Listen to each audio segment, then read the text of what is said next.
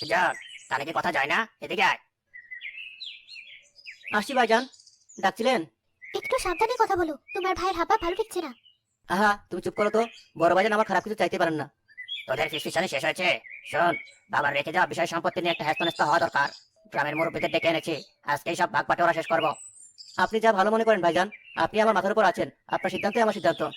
ওহো, ভাইয়ের প্রতি ভাইয়ের কি ভালোবাসা! রফিক বাবা, তুমি বড় হিসেবে যা করবে ভেবেচিন্তেই করবে, ছোট ভাইয়ের দিকে নজর রেখো। সে আর বলতে চাচা, সুজন তো আমার কলেজার টুকরা, ওর ভাগে যেন এক চুলো কম না পড়ে সে আমি দেখবো। এই নে সুজন, এই কাগজগুলোতে সই কর। কাগজগুলো একটু পড়ে দেখলে হতো না, কি লেখা আছে না আছে? বাড়ির বউয়েরা এখন পুরুষদের কাজেও না গলাবে নাকি? তোমার স্বামী কি পড়তে জানে না? সুজন, তুই পড়, পরে তারপরেই সই কর। না না ভাইজান, আপনি থাকতে আমার আবার পড়ালেখার কি দরকার? আপনি যা করেছেন আমার ভালোর জন্যই করেছেন।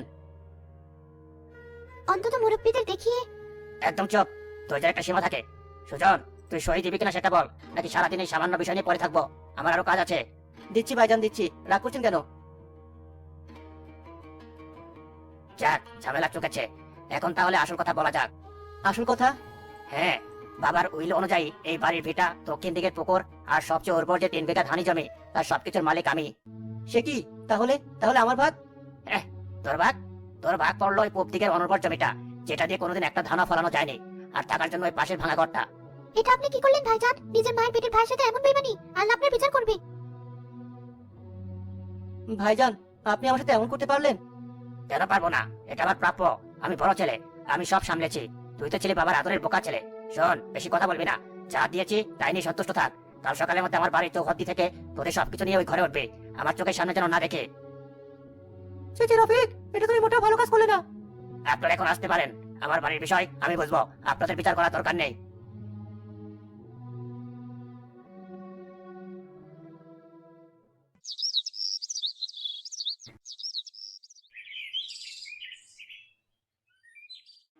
মা, আর দুটো ভাত দাও, খিদে পেট চোচো করছে। ভাত কোথায় পাবো মা? চালের হাঁড়ি যে একদম খালি। আজ রাতে কি খাবি সেই চিন্তা আমার মাথা ঘুরছে। এই নাও, আজ দিনমজুর কেটে এই কয়টা টাকা পেয়েছি, এটা দিয়ে 4 কিলো টাকা হয়ে যাবে। সারাদিন রোদে পুড়ে তোমার শরীরটা কয়লা হয়ে গেছে।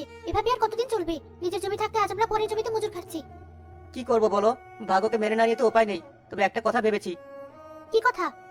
আমাদের ওই এক ফালি জমিতে তো ধান হয় না, কিন্তু ওখানকার মাটি তিল চাষের জন্য ভালো হতে পারে। ভাবছি ধার দেনা করে কিছু তিলের বীজ কিনে লাগাবো। তিল দিয়ে কি হবে বাবা? তিল বিক্রি করে টাকা হবে মা, সেই টাকা দিয়ে আমরা পেট ভরে ভাত খাবো। তোমাকে নতুন জামা কিনে দিতে পারবো। কিন্তু যদি তিলেরও ভালো ফলন না হয়, দেনার টাকা শোধ করবে কিভাবে? একবার চেষ্টা করে দেখতে তো দোষ নেই সালমা। আল্লাহ হয়তো আমাদের দিকে মুখ তুলে চাইতেও পারেন। বসে থাকলে তার পেট ভরবে না। তুমি যা ভালো বোঝো তাই করো, তোমার উপরই সব ভরসা। বাবা দেখো কত সুন্দর ফুল ফুটেছে, সাদা সাদা ছোট ছোট। হ্যাঁ, এগুলো তো তিলের ফুল রে মা, এই ফুল থেকে তিল হবে। আল্লাহ শেষ পর্যন্ত আমাদের দিকে মুখ তুলে চেয়েছেন, ফলন তো বেশ ভালোই হবে মনে হচ্ছে। খাটুনিটা আমাদের বিফলে যায়নি। আর কয়েকটা দিন যাক, তিলগুলো পেকে উঠলেই কেটে বাজারে নিয়ে যাব। আশা করছি এবার ভালো দাম পাবো, আমাদের সব দুঃখ ঘুচে যাবে সালমা। তোমার বড় ভাইয়ের খবর কি? শুনলাম শহরে নাকি খুব যাওয়া আসা করছে। ছাড়ো তো ওসব কথা। কে কি করলো তা দিয়ে আমাদের কি হবে? আমরা আমাদের মতো থাকি, আল্লাহ যেন তাকে ভালো রাখেন। তুমি বড্ড সহজ সরল, যে মানুষটা তোমাকে পথে বসালো তার জন্য তোমার এত মায়া। সে তো আমার বড় ভাই, রক্তের সম্পর্ক কি এত সহজে মুছে ফেলা যায়?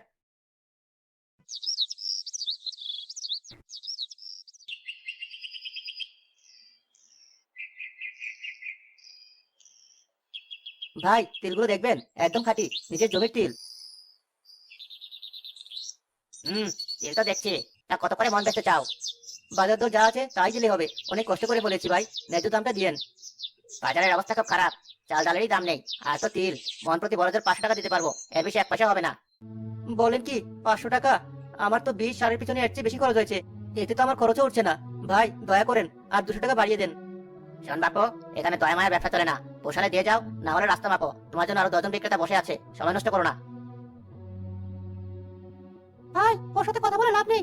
ও একটা আড়তদারের দালাল, সবার মালি পানির দামে কিনে নিচ্ছে। আমরাও দিতে বাধ্য হচ্ছি। কি করব? পেটে তো দানা দিতে হবে। তাহলে আমার কি হবে? এই তিল বিক্রি করতে না পারলে তো না খেয়ে মরতে হবে। সেটা তোমার সমস্যা, বেচবে কিনা শেষবারের মতো বলো। সুজনের চোখ ফেটে জল আসে, সে কোনো কথা না বলে অবিকৃত তিলের বস্তা কাঁধে তুলে নিয়ে বাড়ির দিকে রওনা দেয়।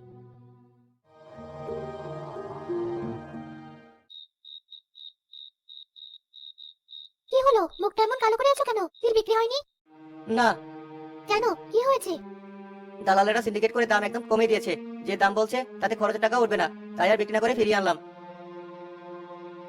তাহলে এখন আমাদের কি হবে? ঘরে তো একটা চালও নেই, মিতুকে আজ কি খেতে দেবো? আমি জানি না সালমা, আমি কিছুই জানি না। আমি একটা অপদার্থ। আমি আমার স্ত্রী সন্তানের মুখে দুবেলা দুমুঠো ভাত তুলে দিতে পারি না। আমার বেঁচে থেকে কি লাভ? এমন কথা বলতে নেই, বিপদে ধৈর্য ধরতে হয়। আল্লাহ নিশ্চয়ই কোনো না কোনো পথ বের করে দিবেন। বাবা, পেয়ে গেছি, একটা উপায় পেয়ে গেছি। কি উপায় রে মা? দেখো, আমার বাংলা বইয়ে আব্দুল আলিম নামের এক লোকের গল্প লেখা আছে। তারও নাকি অনেক তিল ছিল, কিন্তু বিক্রি হচ্ছিল না। তখন তিনি বুদ্ধি করে সেই তিল দিয়ে মটকা বানিয়েছিলেন। মটকা? সেটা আবার কি? এক ধরনের মিষ্টি, তিল আর চিনি দিয়ে বানায়। বই লেখা আছে এটা খেতে নাকি খুব মজা। আর এটা বানিয়ে বিক্রি করে ওই লোকটা অনেক বড়লোক হয়ে গিয়েছিল। আমরাও তো বানাতে পারি বাবা, আমাদের তো কত তিল পড়ে আছে। তিলের মটকা? কথাটা তো মন্দ বলিসনি রে মা। কিন্তু কিন্তু কি? মটকা বানাতে তো চিনি লাগবে, অনেক চিনি। সেই চিনি কেনার টাকা আমরা কোথায় পাবো? আমাদের তো একটা কানাকড়িও নেই। হ্যাঁ, তাই তো, পুঁজি ছাড়া তো কোনো ব্যবসাই হয় না। একটা শেষ চেষ্টা করে দেখবো। কোথায় যাবে তুমি? ভাইজানের কাছে, তার পায়ে ধরে বলবো যেন কিছু টাকা ধার দেয়। ব্যবসাটা একবার দাঁড়িয়ে গেলে আমি তার সব টাকা সুদ সমেত ফিরিয়ে দেবো। যে মানুষটা তোমাকে সর্বশান্ত করে রাস্তায় নামিয়ে দিল, তুমি আবার তার কাছেই যাবে ভিক্ষা চাইতে? তোমার আত্মসম্মান নেই? পেটের খিদে আর সন্তানের মুখের দিকে তাকালে আত্মসম্মান থাকে না সালমা। রক্তের টান বলে যদি কিছু থাকে, হয়তো তার মন গলতেও পারে। তাছাড়া এখন আর কোনো পথ খোলা নেই।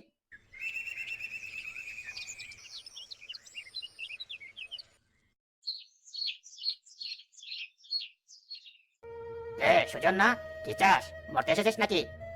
ভাইজান, বড় বিপদে পড়ে আপনার কাছে এসেছি। তোর আবার বিপদ কিসের? ভিখারির তো সারা জীবনেই বিপদ। টাকা চাস তো? আমার কাছে টাকা পয়সা নেই, যা ভাগ। না ভাইজান, কিছু টাকা ধার হিসেবে চাই। একটা ব্যবসা শুরু করতে চাই। কথা দিচ্ছি, লাভ হলে আপনার টাকা সবার আগে শোধ করে দেবো। নিজের ভাই এসেছে, কি হয়েছে শোনোই না। তুমি থামো তো, ওর কথা আমি শুনবো? যে একটা অপদার্থ, কোনো কাজের না, কিসের ব্যবসা করবি তুই? তিলের মটকা বানাবো ভেবেছি। কি মটকা? শোনো শোনো, যে লোক হাটে গিয়ে এক বস্তা তেল বেচতে পারে না, সে এখন মটকা বানিয়ে ব্যবসা করবে? তোর মাথায় কি গোবরে ভরা? এভাবে বলছো কেন? চেষ্টা করে দেখতে দোষ কি? তুমি একদম চুপ করবে। ওর হয়ে ওকালতি করতে হবে না। শোন সুজন, কান খুলে শোন, তোকে দেওয়ার মতো একটা পয়সা আমার নেই। দূর হ আমার সামনে থেকে। ফের যদি আবার বাড়ির ছায়া মারিয়েছিস, ঠ্যাং ভেঙে খোঁড়া করে দেবো।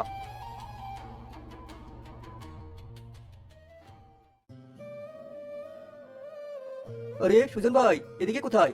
আপনার চেহারাটা এমন শুকনো লাগছে কেন? শরীর স্বাস্থ্য ভালো তো? আর বলবেন না কাশেম ভাই, সব দিক থেকে যখন নিরাশ হয়েছি তখন শেষ ভরসা করে আপনার কাছেই এলাম। কি হয়েছে খুলে বলেন। আপনি তো আমার বাবার আমলের খদ্দের। আপনার বাবা আমার বাবার কত ভালো বন্ধু ছিল। বলেন, কি করতে পারি আপনার জন্য? সুজন সব ঘটনা খুলে বলে। এখন আমার এক বস্তা চিনি দরকার কাশেম ভাই, কিন্তু হাতে একটা পয়সাও নেই। আপনি যদি দয়া করে বাকিতে চিনিটা দেন, আমি কথা দিচ্ছি মটকা বিক্রির প্রথম টাকাটা এনে আপনার হাতে তুলে দেবো। আমাকে শুধু একবার বিশ্বাস করুন। সুজন ভাই, এই গ্রামে যদি একজন সৎ মানুষ থাকে তবে সেটা আপনি। আমি আপনাকে ছোটবেলা থেকে দেখছি। আপনার বাবাও কোনোদিন কারো এক পয়সা মারেনি। আপনার উপর বিশ্বাস না করলে আমি আর কাকে বিশ্বাস করব? তাহলে কি আপনি? হ্যাঁ, আমি আপনাকে চিনি দেবো। এক বস্তা কেন, লাগলে 2 বস্তা নিয়ে যান। আপনার ব্যবসা হোক, আপনি পায়ে দাঁড়ান, এটাই আমি চাই। টাকা আপনি সুবিধা মতো সময় দিলেই হবে। আপনার এই ঋণ আমি কোনোদিন ভুলবো না কাশেম ভাই। আল্লাহ আপনার ভালো করুক। আরে রাখেন তো ওসব কথা, যান কাজ শুরু করেন। আমার দোয়া রইলো।